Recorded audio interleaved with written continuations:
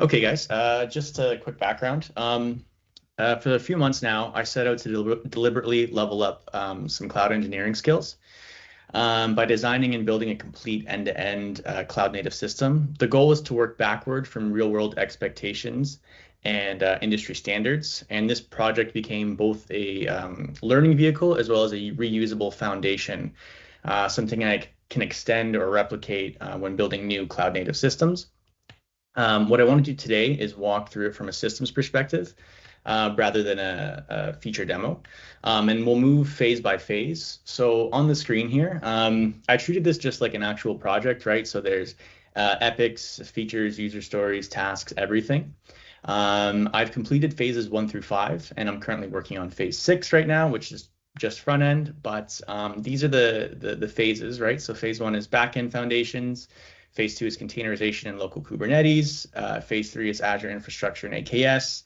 Phase 4 is security, identity, and API management. And phase 5 is observability and reliability. And this is going to be a bit of an info dump, and I'm going to run through it as quick as possible because there was a lot done here. But let's go. So phase 1 is backend foundations.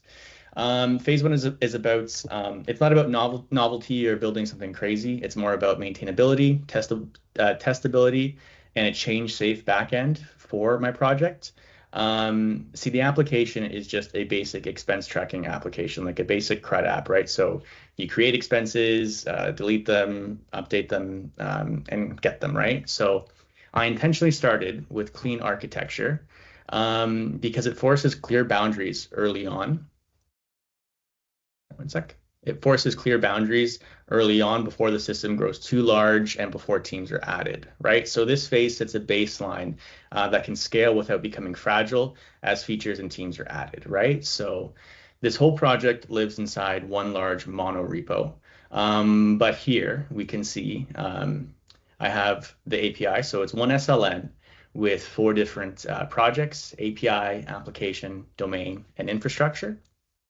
So the structure and the methodology is clean architecture, like I said, where dependency direction is the most important rule. So you have your domain layer, which depends on nothing. It's essentially just POCO. It contains pure business rules. You have the application layer, which depends only on domain and defines use cases. So more kind of like a service layer. And then you have your infrastructure implementation, which is essentially your connection to the database and all that wiring. And then on the top of that, you have your API or your presentation layer, which sits on the outside and only handles HTTP wiring. This dependency injection keeps business logic isolated, testable, and resilient to changes. So what I really like about clean architecture is it implements a methodology called CQRS, which is command query responsibility segregation, and it uses the mediator package to do so. So you have your commands, so that would be anything that updates or creates or anything that changes data, so like a state change, whereas your queries are just queries, they get data, right? So this is the controller here, and it's thin on purpose. But we have, you can see in all the controller methods, we use mediator to actually send the workload for what's going to happen, right? So if we look at like create expense here, we can see that we have a create expense command. And if we go to that, through inheritance in the application layer, it uses the create expense command handler. And this is where the actual heavy lifting is done and where it connects to the infrastructure layer and actually saves those changes. What's also good about Mediator and CQRS is that it also does validation away from the API layer. So this keeps everything separated, and it keeps the domain model itself like persistent agnostic. And there's no entity framework attributes, no infrastructure assumptions. It's just business rules for the domain logic, and then database for infrastructure, and then more of the actual service within the application layer.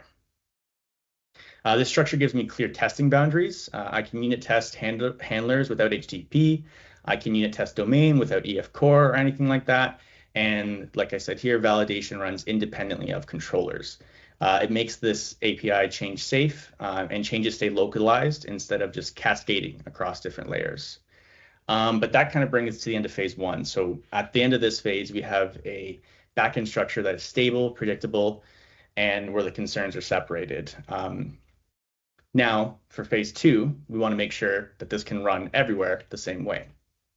So that brings us to containerization and local orchestration. So phase two was about making the system portable and deterministic locally before even thinking about going to the cloud.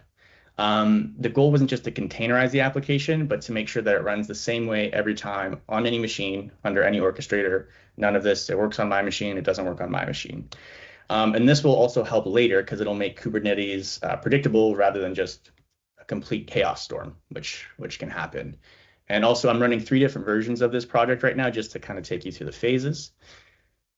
So this is the Docker file, right, for the API running off of the 8 SDK. And this is what's going to be used first in Docker Hub and then eventually in Azure Container Registry when we get there. So that's what we need for that. And then after this was done, and I can spit up that image, we needed Docker Compose so that we could stand up a full local stack, API, as well as database with one command. It'll give you like a production-like parity service on a network with predictable ports, persistent data, and anyone can clone this repo, run one command, and start working on it. So just to make sure I'm in the right folder, now if we do Docker Compose up, this will start up. Just give it a minute.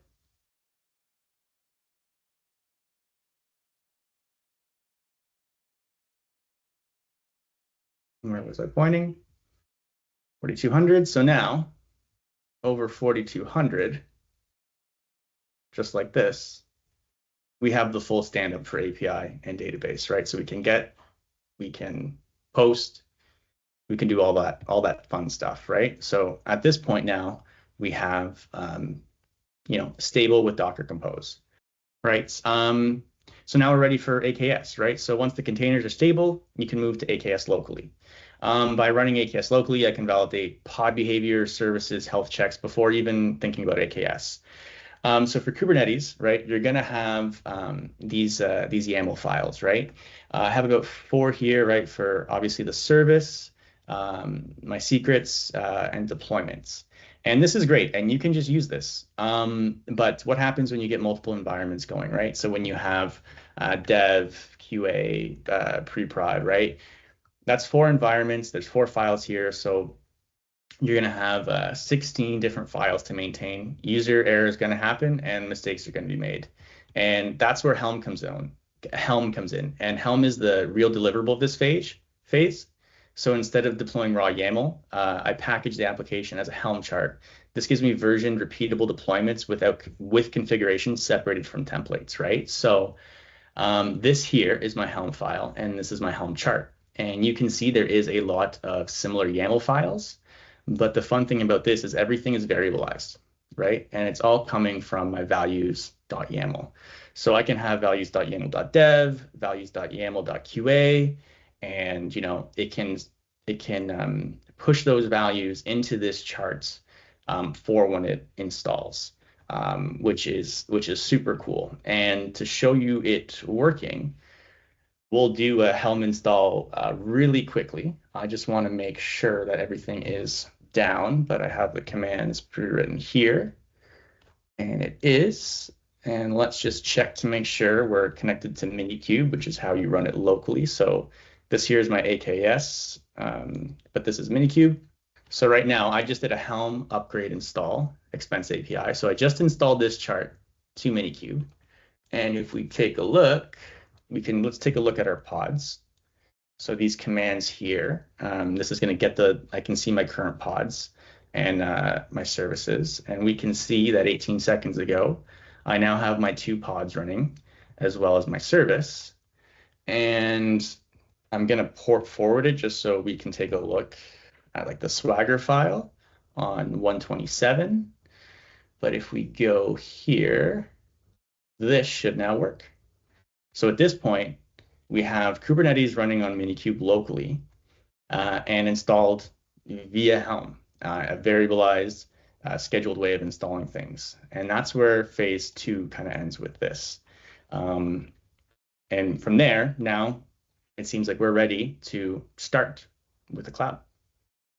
So that takes us to phase 3. And phase 3 answers a simple but critical question. Could this system safely run in a real company environment? Up to this point, everything's worked locally. Phase 3 is where you move from the safety blanket of running locally to platform correctness, right? Yeah, so now infrastructure as code, right? So you can go to your Azure portal, you can provision all your stuff with what's called click operations or click ops. Infrastructure as code is super cool because you can do everything via code and do it very quickly and make it reusable. So if you look on my left here, I use Terraform and connecting it to Azure. Everything is modularized, right? So all these things in here are all different Azure resources or groupings of Azure resources that are variabilized and reusable, which I can then provision into a main file, right? So for example, here I have, let's go with networking, right? So creating my virtual networks within Azure and my subnets within Azure. If I go here, these are the resources needed, and everything is variabilized, right? And I can see these variables that I'm expecting in here. And then what I can do is I have a dev, and then I have a main.tf in my dev. You can also have a pre-prod folder, and then have a main in there. So you can reuse these components, which is really cool. And then you can import it into here, like I have with AKS. Or maybe we should go to networking. That's the example I gave. And then you can give it its actual values, or you can infer values based upon other resources. And then what you do from there is really simple, right? Like once you have this all set up, and I can go through a bit more of things, but it's just you do a quick command, and I won't run them now because I don't want to mess with my environment, but it's Terraform validate to make sure your code's right, Terraform plan, it'll tell you what it's updating, deleting, editing, all that stuff. And once you take a look at it, you do Terraform apply, and it provisions everything to Azure. And it's also idempotent. So if you run it a bunch of times, it's not going to write over things. It's only going to change things as you do.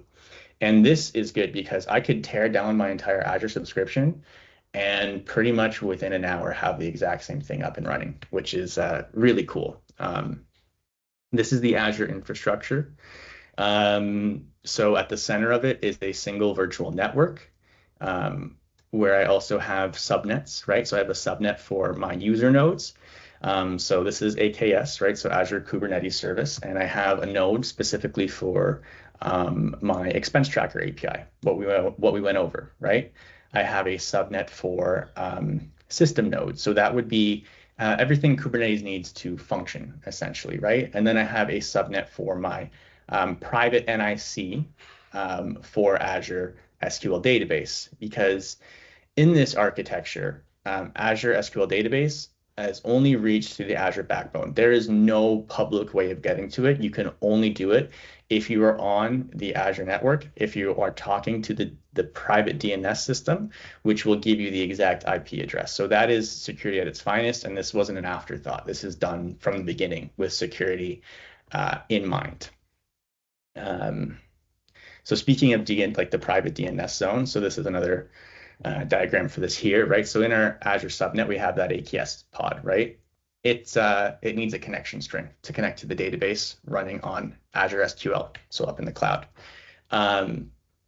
Once it gets its connection string from Key Vault, right? It just looks like a regular connection string, right? What it does is it reaches out to private DNS zone with that connection string. Private DNS zone says, oh, okay, that is actually this IP address within the VNet, which is actually this private endpoint here, the 10.whatever.whatever.whatever.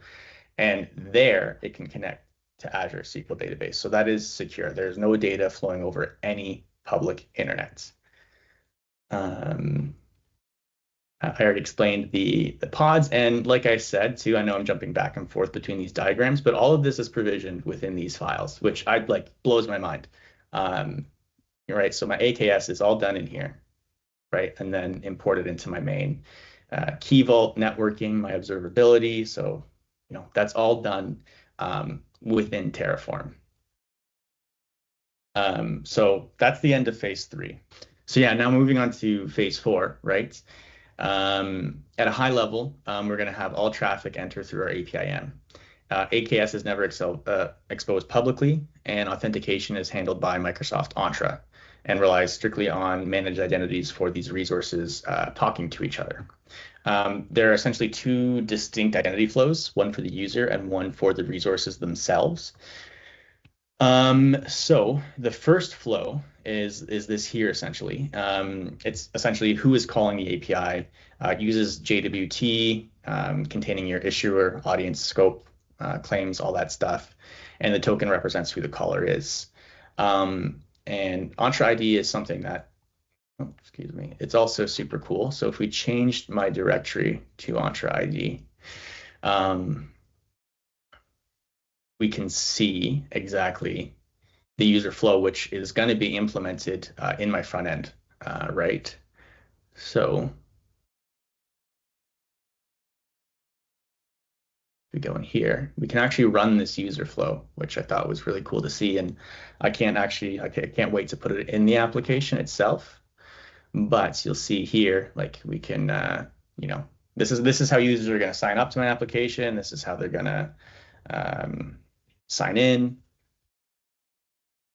That's good. And you can configure it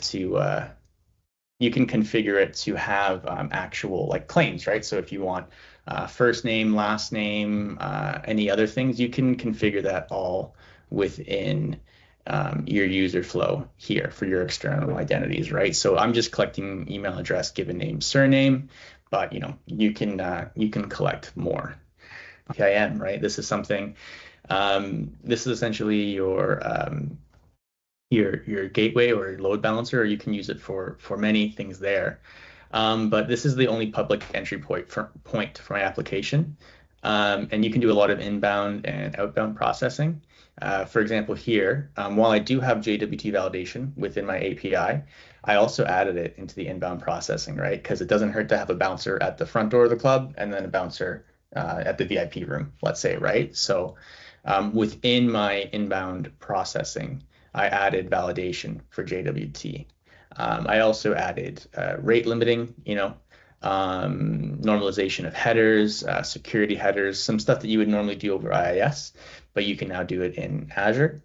This is an expensive service, and there's much more to it than this. This is just a very small implementation of it, but super cool nonetheless. But the point of me doing it this way is I want to reject all, like, APIM exists at the edge of your application, right? I want to reject all bad traffic at the edge, and I want to enforce security at the edge. So nothing bad is getting even past this, and it's a super powerful tool. Just working off of that, right? So that's essentially the user identity flow. Very quickly, and this is very high level, but there is also an identity flow for some of these resources, right?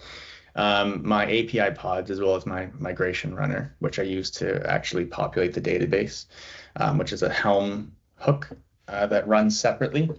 And that's a different topic for a different day. But the thing is with API pods is they start, they die, they are replaced if they are not healthy. So keeping a identity, like a managed identity attached to an API pod, is difficult or near impossible, right? Because every time it restarts, you're going to have to change that identity. So you use something called OIDC federation in conjunction with managed identity. And on a very high level, essentially, if your pod belongs to your Kubernetes service account, as well as it belongs to a certain namespace within Kubernetes, and you send that up to Entra ID can identify that as a workload and say, like, okay, so it's not a singular resource all the time that's the same, but it is a workload that happens repeatably. So therefore, Entra ID can trust and give the key vault to the API pod, give the URL as well as a token to get the secrets from Key Vault. This is probably for me, this was the hardest thing to understand in my project. And it's not something like we could have a whole hour just about how this works, but from a very high level, this is how we're getting, this connection string into the API pod, which is then sent to the DNS zone to get the private endpoint. A little confusing, and maybe we could dive into it on a different day, but I just kind of wanted to touch on that very quickly. At this point here now, we actually have, so this is running against the APIM, so APIM-expense tracker. This may or may not fail if the token is, okay, yeah, so I need a new token. Let's just create a new one, right? And now this is accessing through, you don't really see it on my other screen here, but this is reaching out through that user flow, exactly, right? So I had to sign in there, get the token, and now I can, reach out to the API running on APIM with security enforced at the edge, going to my pods, getting data and writing data to Azure, Azure SQL Database. So that's where we kind of leave off with phase 4. And then phase 5 is a small phase, and I can run over it quickly. So phase 5 is observability and reliability, right? So this one was a bit of a smaller phase. But it's not just about like the pretty charts and everything, but it's the ability to explain system behavior quickly when something breaks. So everything you see here is built with OpenTelemetry and Azure Monitor, and the goal is simple with this phase, and it's reduced time to understand issues. So I had to update the API, and we can look at that at a different time, but every incoming request is automatically captured as a trace, and the trace is composed of spans with handlers and dependencies. This gives me complete execution path from a single request. You don't have to infer anything. You can observe it directly. So if I go to application insights, which I set up with Terraform, I can see, let's do, oh, and I should preface this, there's not a ton of traffic on this because this is expensive. So when I'm not using it or developing it, I turn AKS off. So this isn't running all the time. So I'm just going to go from like the beginning of the year so we can take a look. And right now there is a lot of health that I want to filter out because my pods are constantly hitting the health endpoint of my API to make sure it's healthy. That's a concept within Kubernetes. So I'm just going to go to a request path that I know that's a good example when this. So for example here, so this is the end-to-end transaction of creating an expense, right? So it's post. So we can see the whole trace here, right? So we can see that this is a dependency, right? And this is authentication happening. We can also see the create expense, and that's internal. And then we can also see the dependency of the database here. And from this, we get a single operation ID, which we can then go to the logs and KQ, and use KQL. So APIM, the logs here. I already have this script saved with that operation ID, but from that operation ID, I'm going to set it to the beginning of the year again. We can see the path, right? We can see it's creating a new expense. We can see the expense created successfully. And obviously on more complex things, you're going to have a much longer, but you can see why things are done, right? So everything's correlated to a single trace ID. It means that you don't have to guess which logs belong to each request. The platform already knows it. So another thing very quickly that I want to go over here is I created there's a tool in Azure called Azure Workbooks. And this is where you can apply the golden signals of observability. So the golden signals of observability, you have latency, traffic, errors, and saturation. Those are essentially your signals that your application is healthy or not. So let's say I had an error on my application. This workbook that I created would be the first place I would go to, right? Because I can see request rate. Are people hitting my application, right? API latency. Is there a bottleneck within my API? Is there a lot of latency there? Error rate. is my API failing? And if so, which ones are failing? As well as dependency latency. So maybe there's a bottleneck that exists outside of my API, right? So that's very important to see, right? So metrics are going to tell you something is wrong. Traces are going to tell you where, and your logs will tell you why. Another small thing with application insights is you always want to have alerts set up. I've only set up one alert because they're $3 a month, and I don't want my wife to kill me because I'm already spending enough money on all this. But you're gonna want alerts set up, right? So I just created one just to do it, but you're gonna want to have alerts set up. So you should have alerts set up based on the golden signals. So based on error rate, based on your traffic, based on latency, and based on saturation. And then you want to be alerted of those. But keep in mind, observability is not just about the application itself, it's also about platform. And that's where Log Analytics Workspace comes in, which is essentially like application insights, but for your infrastructure. So we can go to logs here. And this is super cool because this sets up application, essentially insights for Kubernetes and different parts of your infrastructure. So you can come in here, right? We can take a look and we can see, I'll go to the past 15 days or something, and we can see restart counts. We can see our pods restarting. So we can see unhealthy pods. We can see why, right? So this is good because this will give you a clear separation between what is your application failing or is it your infrastructure failing? So at this point, the takeaway from phase 5 is if something breaks, you don't guess, you don't panic, and you can explain why pretty quickly, and you can get to work from there. And then from that, like right now, I'm currently working on phase 6. Phase 6 is implementing a React front end using Microsoft authentication, like MSAL, with Entra ID. So I'm going to build that myself using React just to kind of spread my, my front end knowledge instead of just using Angular. So when I finish phase 6, hopefully by the end of February, the result is this is going to be a complete native end-to-end cloud system.